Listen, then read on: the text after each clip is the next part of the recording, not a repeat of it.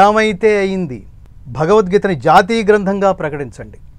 ఎందుకంటే ఈ దేశపు జ్ఞాన సంబంధమైన ఆస్తి. ఎవడో ఇతర దేశాల నుంచి వచ్చిన మతాలకి భయపడి అంతే కదా. ఇది ఇస్లాం ఇక్కడ పుట్టింది కాదు, క్రైస్తవం ఇక్కడ పుట్టింది కాదు. సో వీళ్ళిద్దరికీ భయపడడం ఏమిటి?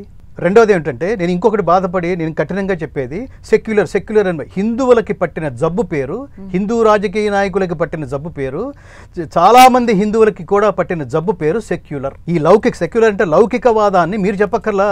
మాకు లౌకికవాదం అనాదిగా రాముడి దగ్గర నుంచి, కృష్ణుడి దగ్గర నుంచి భగవద్గీత రూపంలో మా అద్వేష్ట సర్వభూతానాం మైత్రః కరుణ ఏవచ. అద్వేష్ట సర్వభూతానం, మేము మనుషుల్ని మాత్రమే కాదు సర్వ ప్రాణుల్ని మేము సమానంగా చూస్తాం. సర్వప్రాణుల సుఖదుఖాలని తన సుఖదుఖాలతో పోల్చుకొని చూసేవాడు గొప్ప యోగి అని చెప్పబడుతున్నాడు. ఏ ప్రాణి ఎడల ద్వేషభావం ఉండకూడదు. నన్ను చేరాలంటే వాడికి ఉండాల్సిన క్వాలిఫికేషన్ ఇది అని పరమాత్మ చెప్తాడు. ఇది కదా మన ఐడియాలజీ. ఈ ఐడియాలజీ వల్ల కదా ఈ దేశంలో ఎంతమందిని కౌలించుకున్నాం. కౌలించుకున్న ఆ కౌగిల్లోకి వచ్చిన వాడు ఒకడు ఏం చేస్తున్నాడు? మతం మార్చడానికి ట్రై చేస్తున్నాడు, మార్చేస్తున్నాడు. మీరు గోదావరి జిల్లాలో అయితే 40% గ్రామాలు మార్చేశారు. ఎంత దుర్మార్గులండి వాళ్ళు, ఎంత నీచులండి వాళ్ళు, వీళ్ళెంత అమాయకులండి. ఎవడు పిలిస్తే వాడు వెనకాల గొర్రెలాగా పోతారా? అది తెలుసుకోవాలి. ఇది తెలుసుకోవడానికి నేను అందుకని అంటున్నా, ప్రతి తల్లి తన బిడ్డకి భగవద్గీత నేర్పించడం ఒక విద్యుక్త ధర్మంగా భావిస్తే, నువ్వే తదనంతరం అంటే కాలాంతరం వల్ల నువ్వే భగవద్గీతగా మారిపోతే, నీ పక్కింట్లో నుంచి ఎవడైనా కన్వర్షన్ పేరుతో తీసుకెళ్ళిపోతుంటే లాగి లెంపకాయ కొడతాం. ఫస్ట్ లెవెల్ ఎడ్యుకేట్ చేయండి, నెక్స్ట్ లెవెల్లో జుట్టు పట్టుకుని వాడి మీద కేసులు పెట్టండి. తప్పు కదా అది కూడా మన బాధ్యతే. అది మన శ్రేయాన్ స్వధర్మో విగుణ అంటే అది అర్థం. అది కూడా మన బాధ్యతే. హిందువుల దగ్గరికి వెళ్తే ఖచ్చితంగా తల్లి, హిందువుల దగ్గరికి వెళ్తే తోలు తీస్తారు, వాళ్ళని ప్రేమిస్తే ప్రాణం ఇస్తారు, వాళ్ళ గురించి తేడాగా మాట్లాడితే తోలు తీస్తారు అనే పరిస్థితి హిందువులకి రావాలి. మేము 2006లో భగవద్గీత రికార్డింగ్ ప్రారంభించినప్పటికీ ఇప్పటికీ తేడా ఏమిటంటే, భగవద్గీత జనబాహుళ్యంలోకి బాగా వెళుతోంది, ప్రచారంలోకి వెళుతోంది. ఎవరు చేసే ప్రయత్నాలు వాళ్ళు చేస్తున్నారు. అందుకు నేను కూడా వన్ ఆఫ్ ది ఇన్స్పిరేషన్స్ అని ఫీల్ అవుతా.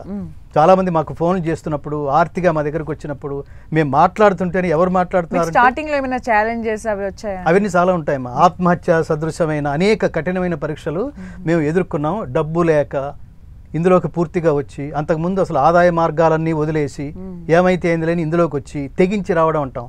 ఇందులోకి వచ్చిన తర్వాత ఆ కష్టాలన్నీ అనుభవిస్తున్నప్పుడు ఎందుకురా ఇది అని అనుకునే సందర్భాల్లో కూడా మళ్ళీ కృష్ణ పరమాత్మ ఎందుకురా ఏమిటరా ఉద్ధరేదాత్మానం అని నిన్ననే శ్లోకం పాడావు కదా, దాని అర్థం ఏంటి? ఇప్పుడు ఇలా బిహేవ్ చేస్తున్నావు ఏమిటి అని అడిగేవాడు ఒకడు ఉంటాడు. నేను ఏమంటానంటే, బయటకొచ్చి తప్పు చేస్తే క్వశ్చన్ చేసి దండించే పోలీసు ఉంటాడు, ఇంట్లో తప్పు చేస్తే క్వశ్చన్ చేసి దండించే తల్లిదండ్రులు ఉంటారు. కానీ లోపలే ఒక తప్పు జరిగిపోతుంటే దండించేవాడో, క్వశ్చన్ చేసేవాడో, సరి చేసేవాడో ఒకడు ఉండాలి. ఎవడు వాడు? శ్రీకృష్ణ పరమాత్మ. ఏమిటది? విదిలించిన కొరడా పేరేమిటి? భగవద్గీత. కాబట్టి మోడీ గారిని జాతీయ గ్రంథంగా ఈ దేశం ఎవడంటాడు? ఈ దేశంలో జాతీయ గ్రంథాన్ని ఈ దేశం ప్రకటించకుండా, ఈ దేశంలో పుట్టిన జ్ఞాన సంపద ఈ దేశం కాపాడుకోకుండా ఏ దేశం కాపాడుతుందండి? నేను చెప్పాను, అమెరికాలో న్యూజెర్సీలో శాటన్ హాల్ యూనివర్సిటీలో MBA చదివే స్టూడెంట్స్కి భగవద్గీత కోర్స్ మ్యాండేటరీ. అప్పుడు ఈ దేశంలో ఎందుకు ఉండదు?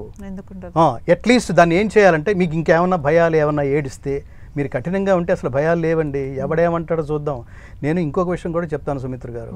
ప్రభుత్వ ఉద్యోగుల్లో ఉన్న, జాగ్రత్తగా వినండి, ప్రభుత్వ హయ్యర్ ఆఫీసర్స్, ప్రభుత్వ ఉద్యోగులుగా ఉన్న బ్యూరోక్రసీలో ఉన్న ఇతర మతాల వాళ్ళు, వాళ్ళ మతాల వాళ్ళకి ఎవడేమనుకుంటే అన్నాడు, ఆ ఎవడేమనుకుంటే అనుకున్నాడు అని అండర్ కరెంట్గా చేయగలిగిందంతా చేసేస్తారండి.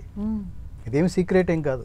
చేయగలిగినంత చేయకపోతే తిరుపతిలో ఇస్లామిక్ యూనివర్సిటీ ఏంటండి, ఎవడరా సంతకం పెట్టింది? తిరుపతిలో. దాన్ని ఏమన్నాం మనం? అది దేవాలయాలకి కేంద్రం అని మనం దాని పేరు పెట్టి పిలిచాం, టెంపుల్ సిటీ. అక్కడ ఈ తాట ఎవరికైనా వస్తుందండి? వైజాగ్లో కనక మహాలక్ష్మి గుడి సందులోనే ఒకడు పెద్ద చర్చి కట్టాడు. ఎవడరా పర్మిషన్ ఇస్తారట్లా? దీన్ని దాటుకుంటూ అటు వెళ్తూ, దాన్ని దాటుకుంటూ ఇటు వస్తూ ఫ్యూచర్లో గొడవలు జరగవు? లౌకికవాదం అంటే ఇదా? సెక్యులర్ అంటే ఇదా? Useless fellows. ఎవరికి ఎక్కడైనా దొరుకుతుంది. రామ జన్మభూమి ఇష్యూ ఎక్కడ జరిగింది? అక్కడే ఏమిటి అంటే నీచమైన నేచర్ అది. ఎక్కడ హిందూ దేవాలయాలుంటే అక్కడ పడగొట్టేసి దాని మీద కట్టుకుంటే మా శాడిజం సాటిస్ఫై అయిపోతుంది. అది ఆ జాతికుండే ఐడియాలజీ, ఆ జాతికుండే సంస్కారం. ఇప్పుడు దాన్ని పరిష్కరించాల్సిన బాధ్యత ఇంకొక ప్లేస్. ఇప్పుడు కృష్ణ జన్మభూమి కూడా అలాగే శివుడి కాశీలో కూడా కాశీలో ఇంకొక ప్రదేశం ఉంది, అక్కడ కూడా మసీదు ఉందని, అదేంటో సడన్గా మ్యూట్ అయింది. సో దాన్ని పరిష్కరించుకోవాల్సిన బాధ్యత ఉంది. అట్లాగే మధురలో కృష్ణ దేవాలయం. ఇప్పుడు నేను ఏమంటానంటే వీటిని కాపాడడం వల్ల ఆ దేవుళ్ళు ఏదో సాటిస్ఫై అవుతారని కాదు, మన ఆత్మగౌరవాన్ని మనం కాపాడుకున్నట్టు. దురదృష్టం ఏమిటంటే మన దేవుణ్ణి, ఇప్పుడు దేవుణ్ణి మనం జాగ్రత్తగా వినండి తల్లి, మన దేవుడు ఎవరు మనకి సెక్యూరిటీ అని ఫీల్ అవుతాం కదా. దేవుణ్ణి మనం సెక్యూరిటీ అని ఫీల్ అవుతూ దేవుణ్ణి సెక్యూరిటీ మధ్యలోంచి దర్శించుకోవటం ఏమిటి? ఆ దేవుడికి సెక్యూరిటీ ఏంటి? ఎంత నాన్ సెన్స్ అది. మన దేవుణ్ణి మన దేశంలో సెక్యూరిటీ లేకుండా మనం దర్శించుకోలేని దుస్థితిలో ఉన్నామా? ఎవరి కారణంగా? ఇతర మతాల వాళ్ళ కారణంగా. నీ వల్లేం నష్టం లేదు. ఎంత సీరియస్ కామెడీ జరుగుతుంది ఈ దేశంలో, భరించలేని కామెడీ. ఎవడు ఫీల్ అవుతాడంటే ఈ దేశం నాది అనేవాడే ఫీల్ అవుతాడు, ఈ దేవుడు నావాడు అనేవాడే ఫీల్ అవుతాడు. యాక్టింగ్ చేసేవాళ్ళు, ఉద్యోగాలు చేసేవాళ్ళు, ఊరికే మైక్ పెడితే అరిచేవాళ్ళు, రిటైర్మెంట్ తర్వాత ఎన్ని మాటలైనా చెప్పేసేవాళ్ళు. పదవుల్లో ఉండగా ఏం చేయము మనం హిందూయిజం గురించి. రిటైర్ అయిన తర్వాత చూడండి, అసలు నేను దీనికోసమే పుట్టాను,